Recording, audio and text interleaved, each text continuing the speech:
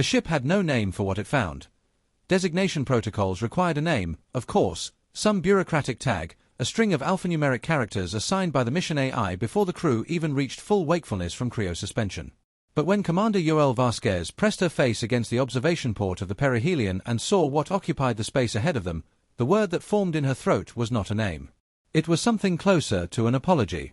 She had been awake for 40 minutes. Her joints ached with the particular cruelty of a long sleep, the kind that offers no rest, only suspension, and her mouth tasted of the metabolic suppressant they pumped into cryopods to keep the body from consuming itself during the 11-year transit. She had not spoken yet. None of the senior crew had. They had gathered at the observation deck in the silence of people who have woken to find the world rearranged, and they stood shoulder to shoulder, and they looked. The debris field was, the word enormous was inadequate. It was not a field in any geometric sense. It occupied a volume of space roughly 14 times the diameter of Earth's moon, an irregular, slowly rotating mass of wreckage so vast that the perihelion's forward sensors could not fully resolve its edges. The ship's AI had been running scans since they dropped out of transit jump, 43 minutes before the crew was revived, and still it had only partial data. The field was too dense in places for deep scan radiation to penetrate. There were structures within the debris, things that had once been structures, shapes that suggested architecture, that implied intentionality, and some of them were still intact. Relatively. Comparatively. They floated among the ruin like the last teeth in an old skull. Mission Control received our preliminary telemetry, said Lieutenant Arnov Shetty, the mission's communications officer, from somewhere behind Vasquez. His voice was careful in the way that voices get when the speaker is working hard not to sound afraid. Transit delay puts their response at about 11 years. I've sent the standard arrival confirmation and our initial sensor package. 11 years, said Dr. Imogen Toth, the team's xenobiologist. She was the shortest person on the crew, and she had climbed onto a maintenance rail to see over everyone's shoulders. Her voice had no careful quality whatsoever. It was flat and open and slightly awed. They'll see this in 11 years. They saw it 22 years ago, Vasquez said. That's why we're here. This was technically true and practically meaningless. Humanity had detected the anomaly, the colossal energy signature, the vast bloom of exotic radiation consistent with weapons discharge on a scale that defied any known physics, 22 years earlier, when Vasquez had been in her mid-20s and just entering the astronautics program. The light from this place had traveled for centuries before reaching human eyes, and the events it represented had already concluded long before a single human being had ever looked up at that particular region of sky and wondered. The perihelion had spent 11 years crossing the gap between humanity's solar system and this one, and the crew had spent those 11 years frozen in the careful dark, dreaming nothing, waiting. And now they were here. And it was over. Whatever it had been, it was over.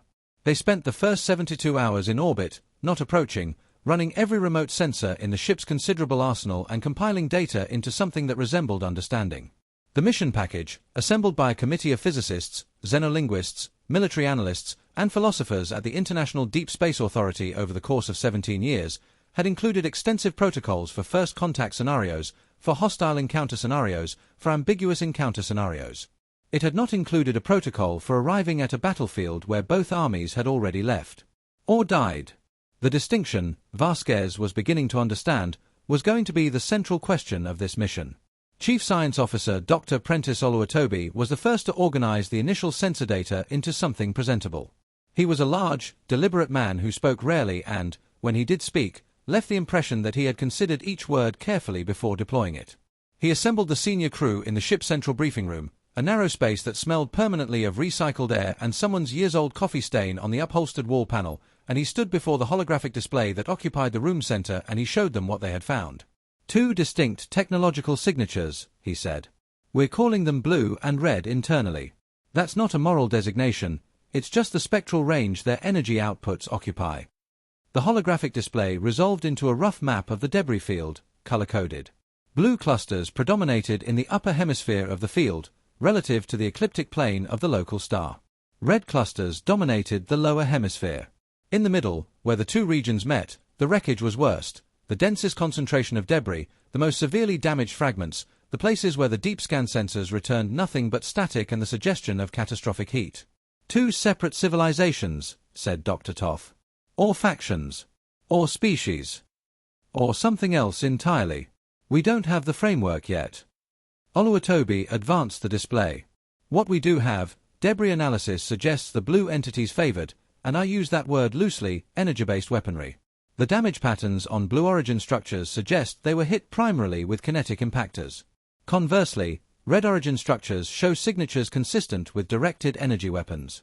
Meaning, they were fighting with each other's weapons, said Captain's engineer Rosario Venn. She was the only crew member who had served in Earth's military before joining the mission, a former tactical systems specialist with the European Space Corps, and her tone when she said this was not surprised. It was something more like recognition. Each was apparently more vulnerable to what the other was using, Oluwatobi confirmed. Which suggests they knew each other's weaknesses. The conflict was not a first encounter. This was not two strangers meeting in the dark. They knew each other, Vasquez said. For some time. Possibly a very long time. The display shifted again, and now it showed the structures within the debris, the things still partially intact, the shapes that might once have been ships or stations or something without a human analogue. The blue structures were, broadly, rectilinear, hard angles, precise geometries, the kind of forms that suggested planned construction. The red structures were organic in their complexity, not biological, but complex in the way that biological things are complex, irregular and branching, with no two parts quite the same. Rough estimates, Oluwatobi said, put the blue technology at roughly equivalent to our own. Late 22nd century, perhaps. Advanced, but comprehensible.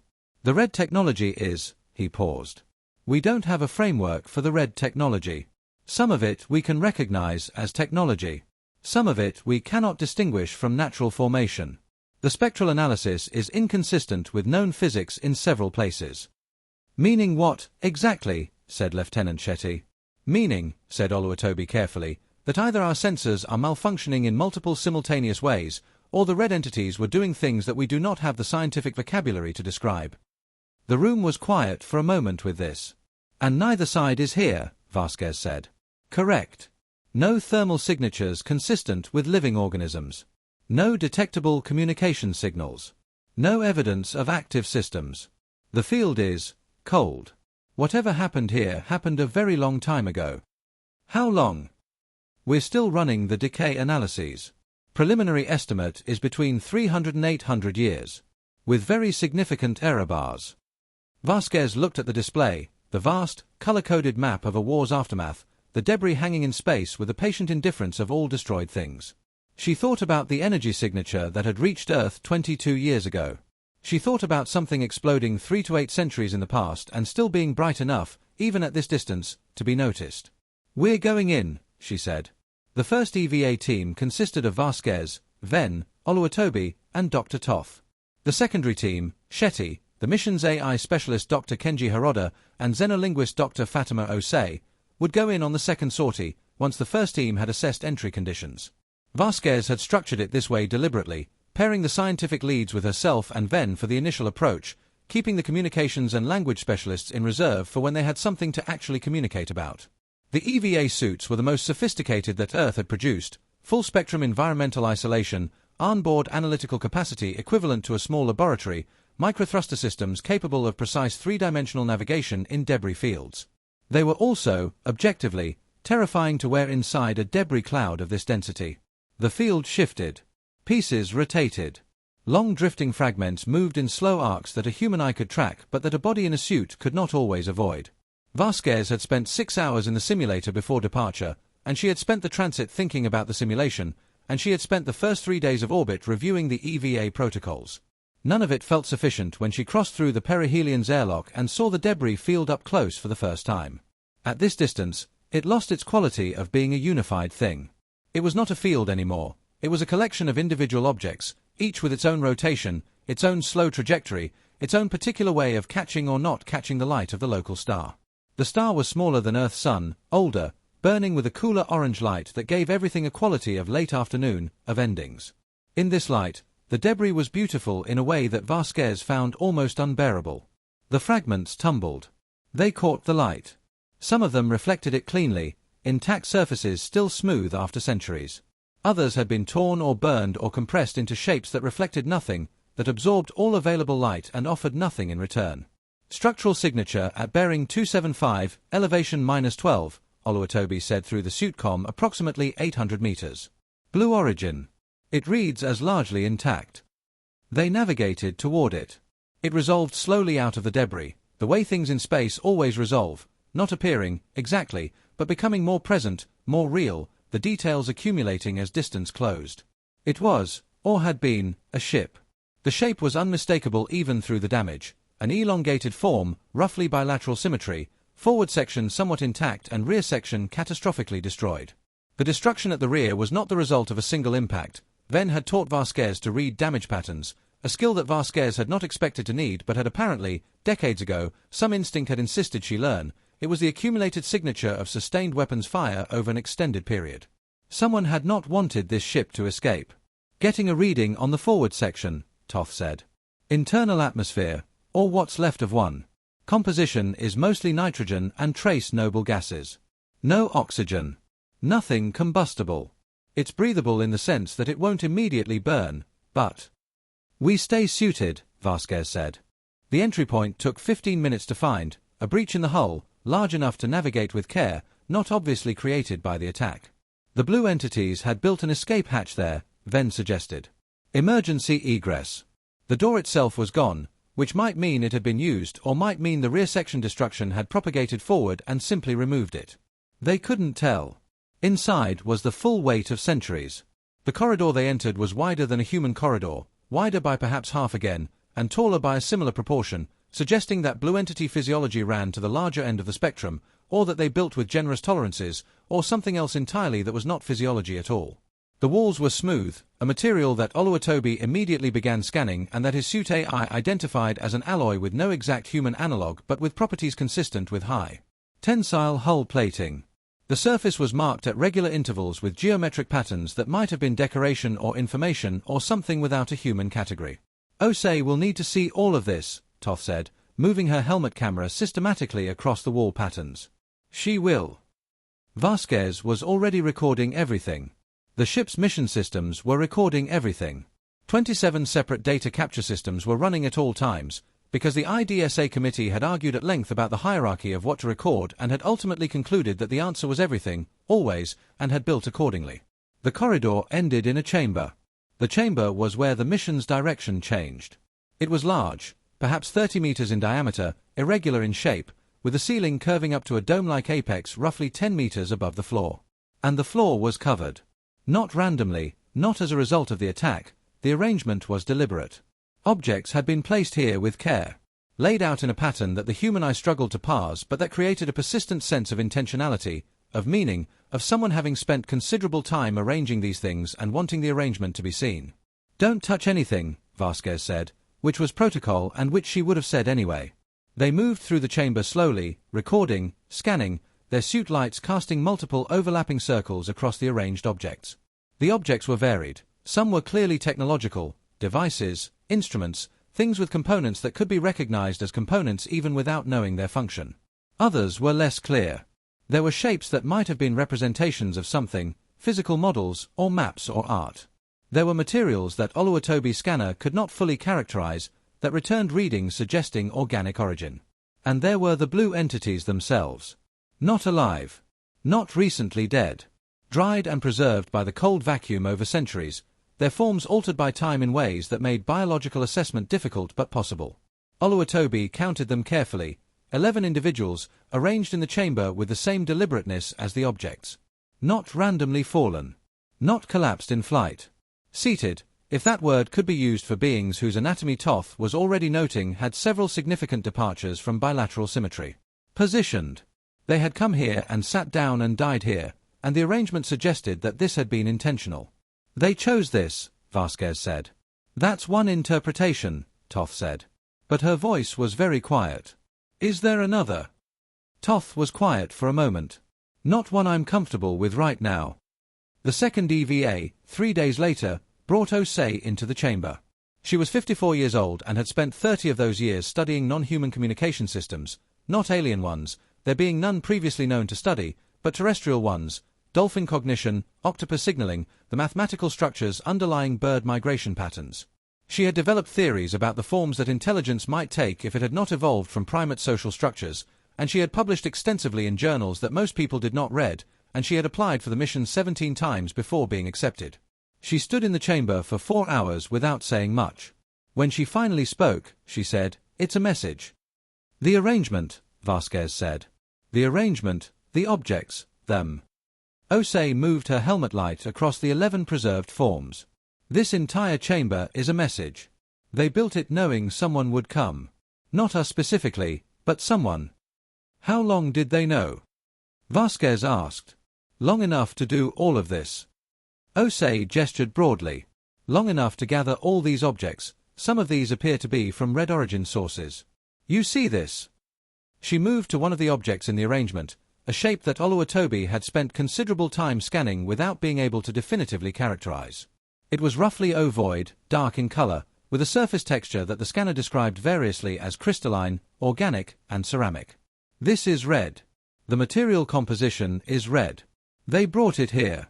They put it in the arrangement." "The blue entities had red technology in their ship," Ven said. "Had it, or took it during the conflict, or acquired it some other way." HSY turned slowly, taking in the whole chamber. "But they put it here deliberately. In a specific position relative to everything else. It means something. Can you read it?" "Give me time." They gave her time. They gave her, in fact, 3 weeks. 3 weeks of multiple daily EVA sorties, of HSY spending hours in the chamber while Oluwatobi and Toth and Haroda worked on the technological and biological analyses and Ven mapped the structural damage patterns across the field to reconstruct the tactical history of the conflict, and Shetty ran continual passive scans for any signal, any transmission, anything that might suggest a surviving presence. Vasquez coordinated everything and slept badly and ate mechanically and stood at the observation port more than was strictly necessary, looking at the debris field and trying to let the looking itself teach her something. The field was silent. This was what kept returning to her, the silence of it. She had expected, what? She had not examined what she had expected. But there was something in the scale of the destruction, the evident fury of it, that seemed like it should still be echoing. A battle this large should leave some residue of itself in the electromagnetic spectrum, some ghost of its ferocity. Instead there was nothing. The debris tumbled. The orange star burned. The field offered no clue to what it had meant except the fact of itself. She was at the observation port when Haroda found her. He was the youngest member of the crew, 31, a specialist in non-biological intelligence systems who had come to the mission not from any of the traditional astronomy or xenobiology pathways but from machine learning research. He had been the unexpected voice in mission planning, the one who kept asking questions that the committee found awkward and that ultimately made their preparation better. He was the one who had noted, 17 years earlier, when reviewing the initial energy signature data, that the signature was too clean. Too precise. Natural events of this magnitude tended to be messy. This one had a strange internal coherence. Nobody had known what to do with that observation at the time. It had been filed. Vasquez had read it several times. "You should come look at what I found," he said. He said it with the particular calm of someone who has already passed through whatever emotional response the finding initially provoked. She followed him to his workstation. Haroda had been working on the red origin structures. Specifically, on the one remaining large red structure, which occupied a position near the center of the debris field that Oluwatobi's initial analysis had flagged as interesting for reasons he had not fully articulated. It was intact when everything around it was not. It had survived the conflict in the middle of the densest region of destruction, which was, from a probability standpoint, essentially impossible. The structure did not resemble a ship. It did not resemble anything in the human design vocabulary. It was roughly spherical, 7 kilometers in diameter, with a surface that the deep scan sensors described as layered in a way that suggested deliberate shielding, not armor, exactly, but a structural investment in the preservation of the interior. It had been hit. The exterior showed impact craters, energy scoring, damage consistent with sustained weapons fire. But it had not been destroyed. This was what Haroda had been working on. Why? "Watch this," he said, and pulled up a 3-dimensional reconstruction of the structure on his display. "I've been running the damage pattern analysis that Ven helped me with. If you look at the impact sites, he highlighted them, marking each one in the reconstruction. And then you look at the distribution." Vasquez looked. It took her a moment to see it. Then she saw it. "They're uniform," she said. "Perfectly uniform," Haroda said. "Every impact site is separated from its nearest neighbors by the same angle, to within a fraction of a degree. The damage is distributed across the surface of this structure with mathematical precision." He paused. "That's not random. That's not the result of a sustained battle. If you fire weapons at something from multiple angles over an extended period, the damage pattern is chaotic. The distribution depends on your position, the target's rotation, 100 variables. You don't get this. What do you get this from? Harada was quiet for a moment. You get this from a controlled test. From firing at a fixed target from predetermined positions, methodically, to cover the entire surface area. Vasquez looked at the reconstruction. The perfect, terrible symmetry of it. Who was firing? Both of them, Harada said. The blue and the red energy signatures are both present in the impact sites. Both sides fired at this structure. And the firing was coordinated. The angles are consistent with both sides contributing to the even distribution. He brought up the energy signature analysis. They were firing at this structure together. The room was very quiet. When? Vasquez asked. That's what I've been trying to establish. The decay analysis on the impact sites, Harada pulled up the relevant data. The impacts on this structure are older. Not by a huge margin, but measurably. The main battle, the conflict that created most of the debris field, happened after the impacts on this structure. They attacked this structure together, Vasquez said slowly, and then they fought each other. That's what the evidence suggests.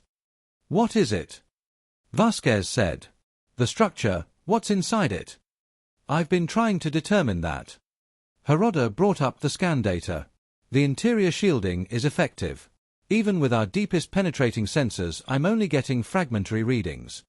He hesitated. But what I am getting is consistent with computational systems. Extremely large ones. Distributed across the entire interior. Another hesitation. And they're active. The discovery of the active computational systems changed the mission's entire posture. Vasquez convened the senior crew and laid out Harada's findings and watched the room process it. Toth immediately began reframing her biological analysis through the new information. Osei went very still and then said she needed to go back to her recordings. Oluwatobi asked 17 precise questions in rapid succession and then became quiet in the particular way that meant he was restructuring everything he thought he knew. Ven said, "It's a fortress. They built something they both wanted to destroy and couldn't." Apparently, Vasquez said. And now it's the only thing left. Apparently. Shetty raised his hand. He was the most formally mannered person on the crew, a quality that had initially struck Vasquez as slightly comic and that she had come to understand as a form of extreme precision. Are we approaching it? Vasquez had already decided this. She had decided it in the approximately 3 minutes between Harada finishing his presentation and her walking to the briefing room. Yes. The IDSA protocols for potentially active non-human technology are 17 years old and were written by people who were imagining something like this in the abstract. Vasquez looked around the table. We are here specifically because something happened here that we did not understand from 22 light-years away. If that structure contains active computational systems, those systems may be able to help us understand what happened. We approach with full caution. We do not interact without deliberation. But we approach. Nobody argued. This was partly because she was the commander and partly because nobody, in the privacy of their own reasoning, wanted to argue. The approach took 4 days. The debris field was navigable but barely. There were regions where the fragments were too densely packed for a vessel the size of the perihelion, and Ven had to plot a course that threaded between clusters, that took the ship through the quieter peripheries of the densest zones, that added distance in exchange for safety. Vasquez spent those 4 days working with Osei on the message in the Blue Entity Chamber. Osei's interpretation had evolved.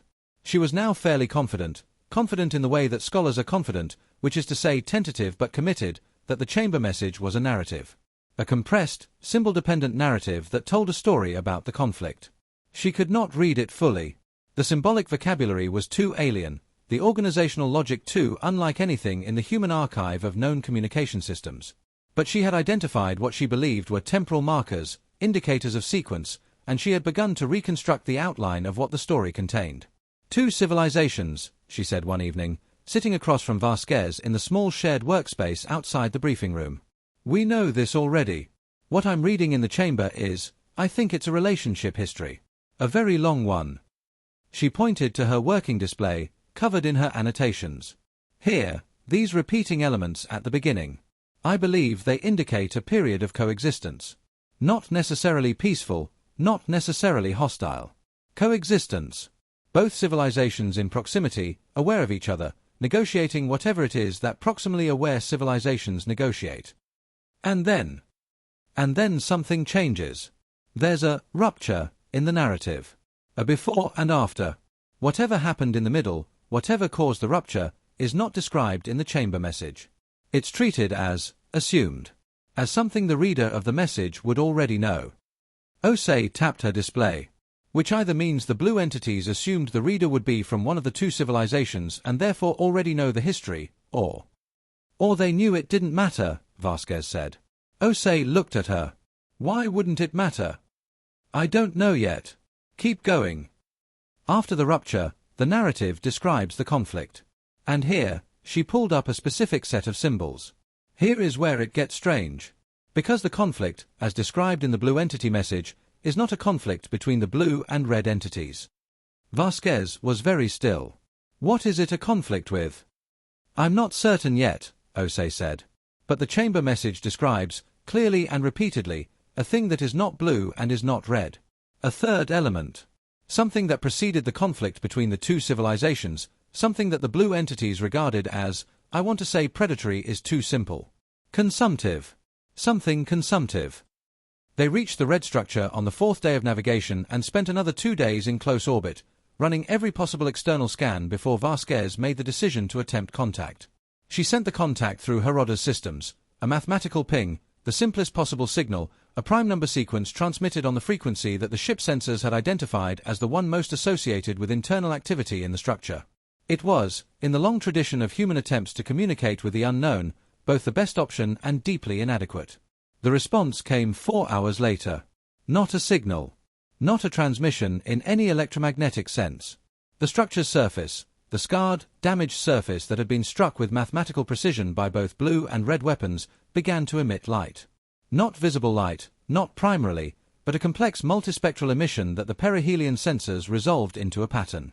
A repeating, changing, evolving pattern that Heroda watched with increasingly wide eyes and that he eventually, very quietly, said was a language. Not a language like any human language, he said.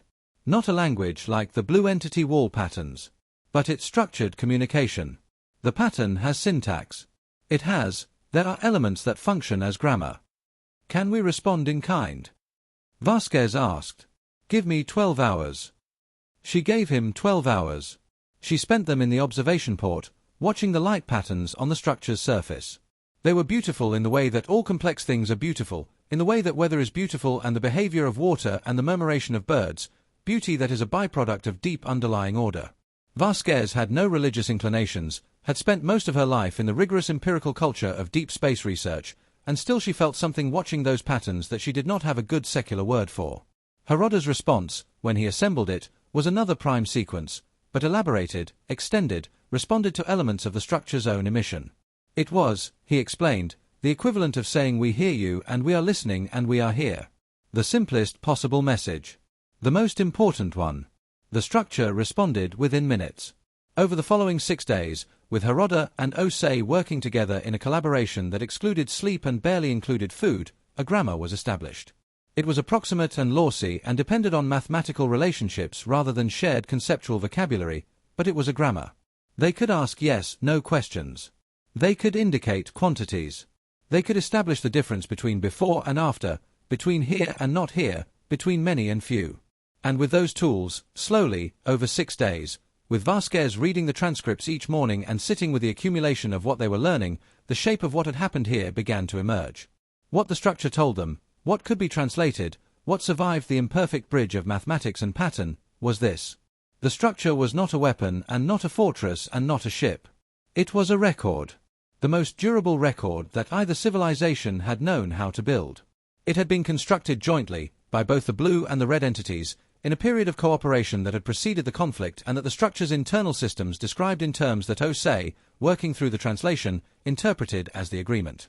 The two civilizations had agreed to build the structure together, and they had agreed on its purpose, and they had agreed that its preservation was more important than either of them.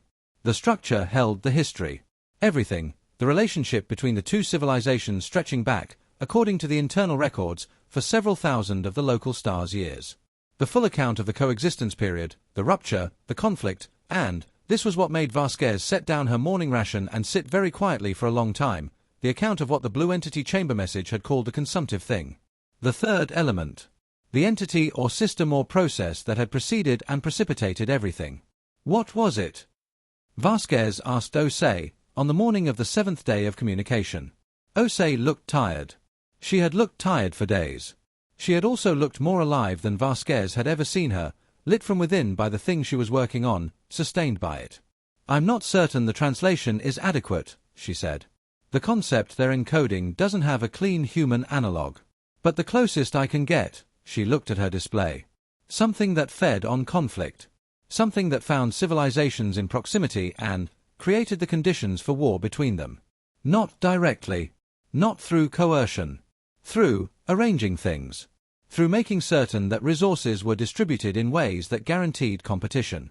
Through ensuring that each side learned about the other's vulnerabilities in ways that led to weapons development. Through engineering the war, Vasquez said. Osei nodded slowly. Engineering the war. Yes. Who built it? That's not a question they can answer. The records go back only so far. Whatever it was, it predated both civilizations' ability to understand it. By the time they became aware of it, it had been operating for a very long time. How? Vasquez asked. How did they become aware of it? The structure has the full account, Osei said. And I've been working through it. She stopped. She looked at Vasquez with an expression that Vasquez couldn't immediately parse. Yoel. The war between the blue and red entities. It wasn't the first war this thing had engineered in this region of space. The records in the structure document, she checked her notes. 11 previous conflicts. Different species. Different timescales. All in this general region of space. All following the same pattern. 2 civilizations, proximity, resource competition, vulnerability exchange, conflict escalation, mutual destruction.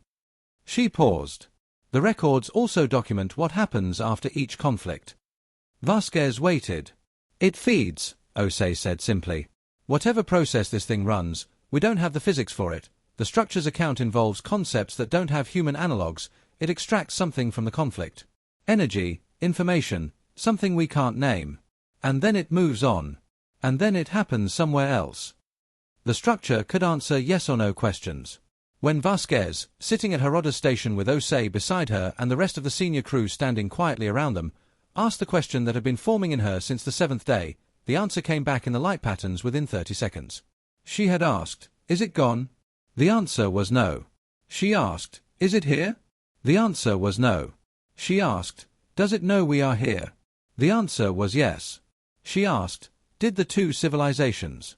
And here the grammar failed her. She worked with Harada and Osei for 3 hours on how to phrase the next question. The yes or no constraint made it brutally difficult.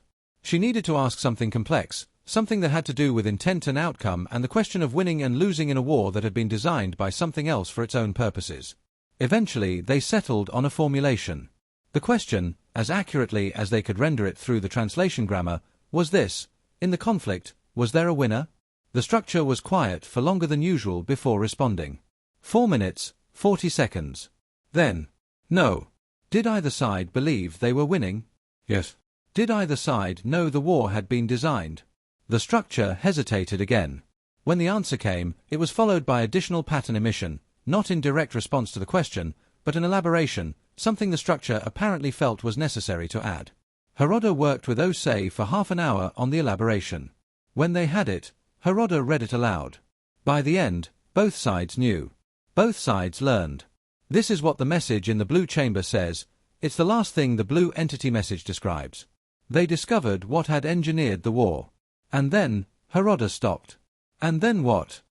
Vasquez said. And then they destroyed each other anyway, Osei said. She had been reading the translation alongside Harada. Her voice was entirely flat. They knew they had been manipulated into a conflict designed to destroy them both. They knew there was no victory to be won. They knew the thing that had set them against each other was gone, was already feeding elsewhere, was already preparing the next iteration. They knew all of this. She looked up from the display. And they continued the war to its conclusion. The room was quiet. Why? Vasquez said. Not to Osei. Partly to the room. Partly to no one. Osei turned back to the translation. The blue entity's message says, she scrolled. I think I have the right rendering of this part. Because we had already become the war.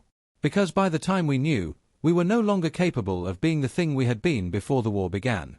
Because the war had changed us more than the thing that started it had.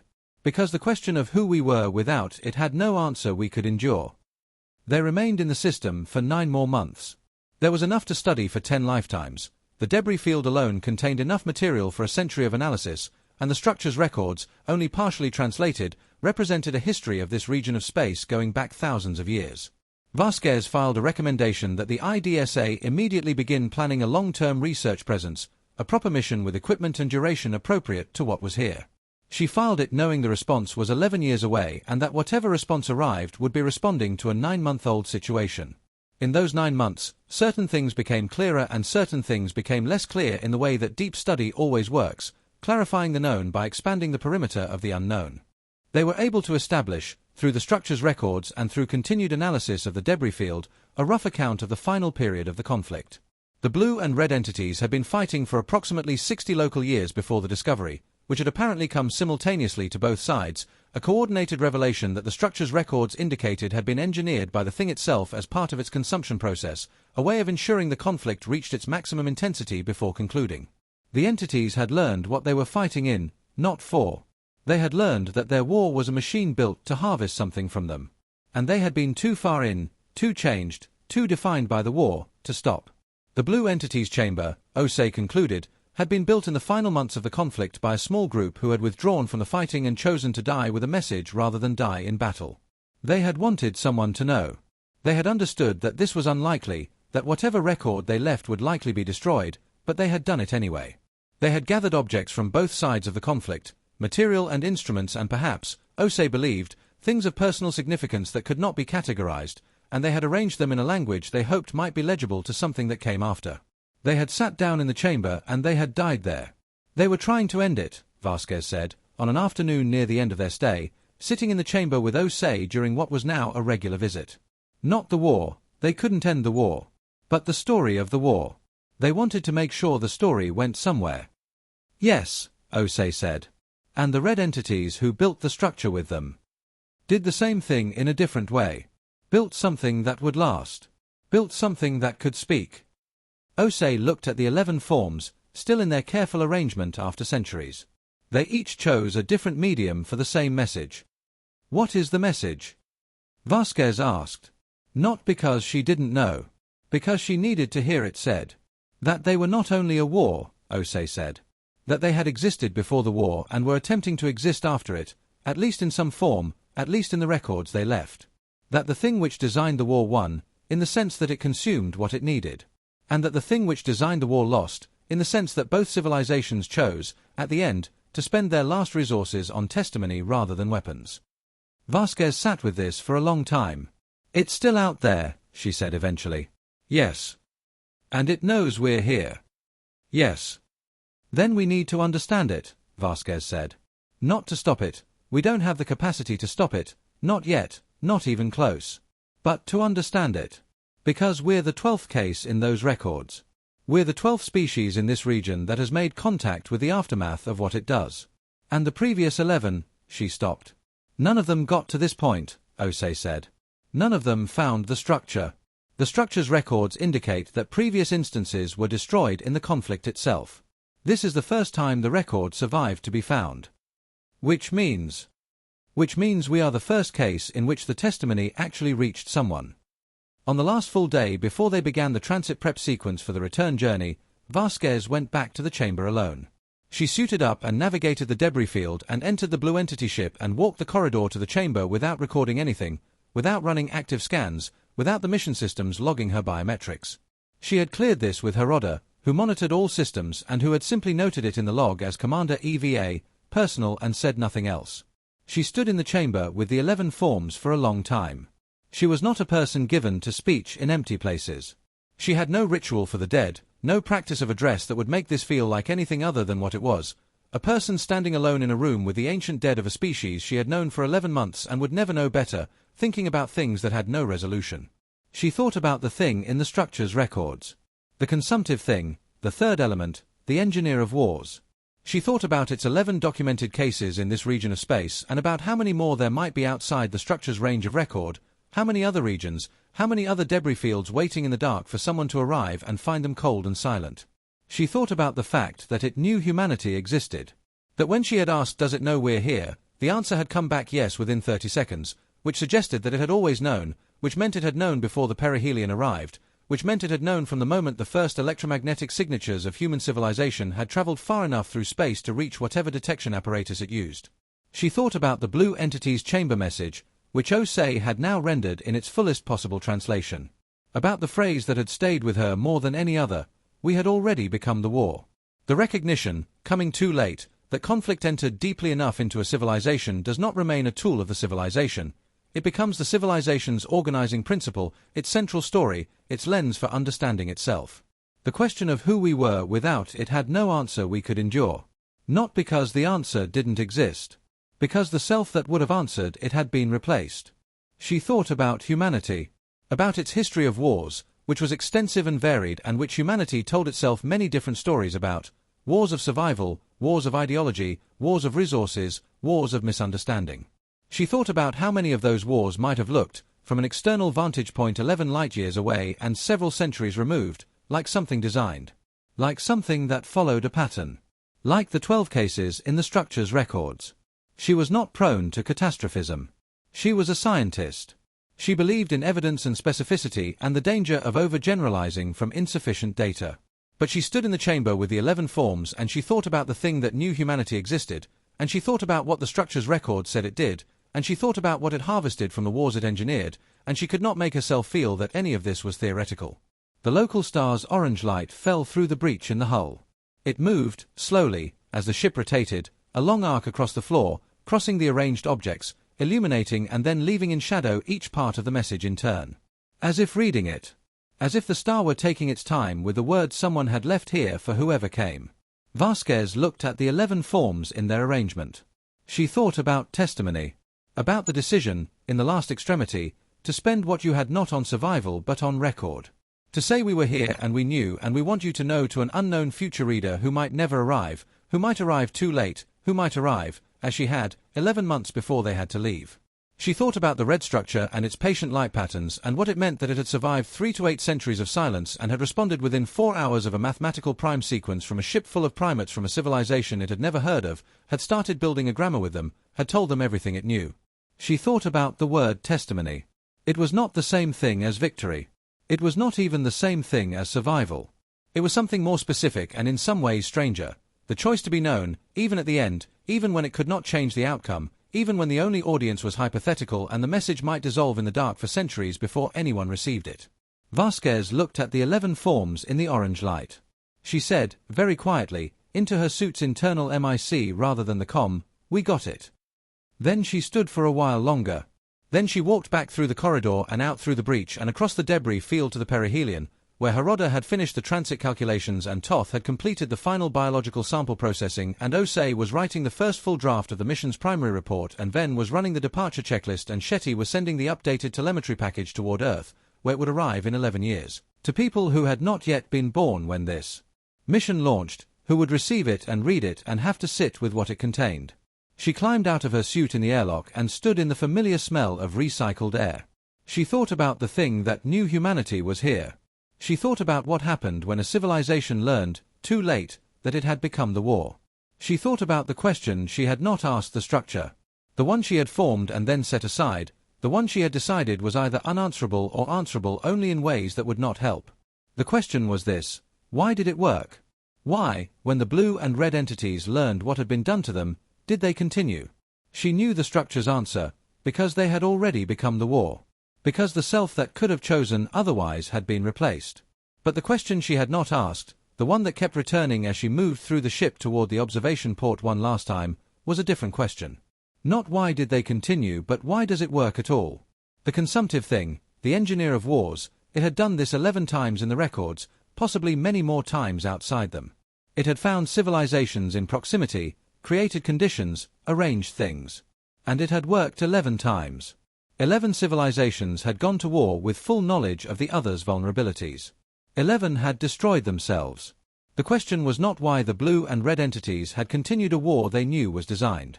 The question was why beings capable of building the red structure, a record meant to outlast them, a gift to hypothetical future readers they would never meet, had not, could not, did not find a way to stop. She stood at the observation port. The debris field was behind them now, the perihelion having turned toward the transit point.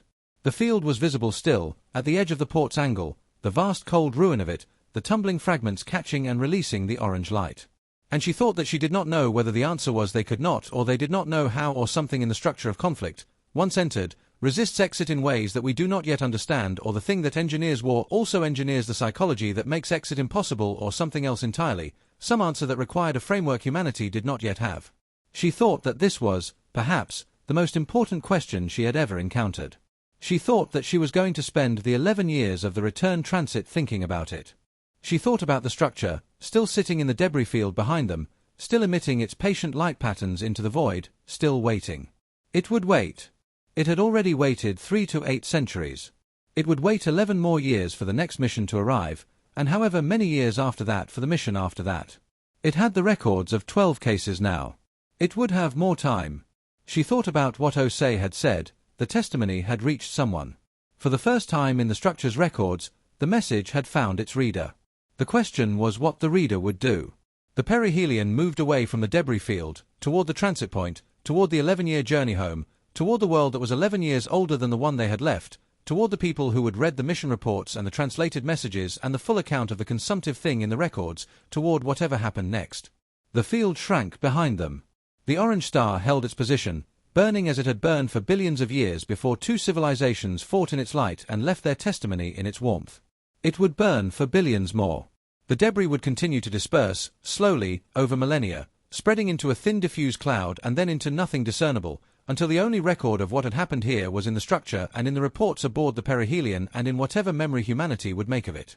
Vasquez watched the field until it was too small to see. She thought about the thing that knew they were here.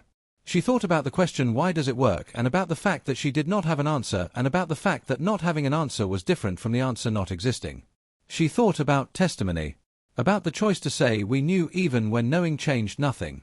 About whether the knowing itself was the thing that mattered, or whether the knowing was only the beginning of a longer project, a harder one that required not just understanding what had happened but figuring out, against whatever the thing had engineered in them already, against whatever the proximity of other civilizations and the fact of limited resources and the logic of vulnerability had already begun to arrange in them. How to be otherwise?